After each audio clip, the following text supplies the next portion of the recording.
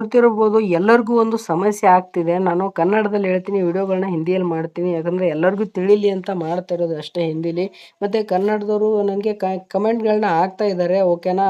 ಅದು ಏನಪ್ಪಾ ಅಂತಂದ್ರೆ ಯಾರಿಗೂ ಫೈಲೇ ಸೆಟ್ ಆಗ್ತಿಲ್ಲ ಅಂತ ಹೇಳ್ತಿದ್ದಾರೆ. ಓಕೆನಾ.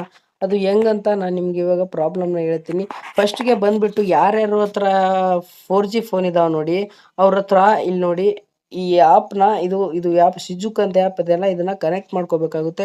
ಇಲ್ಲಿ ಪೇರಿಂಗ್ ಹೊಡೆದ್ಬಿಟ್ಟು ಆಮೇಲೆ ಸ್ಟಾರ್ಟ್ ಅಂತ ಕೊಡಬೇಕು. ಸ್ಟಾರ್ಟ್ ಅಂತ ಕೊಟ್ಮೇಲೆ ಕನೆಕ್ಟಿಂಗ್ ಅಂತ ಮಾಡ್ಕೊಳ್ಳಿ.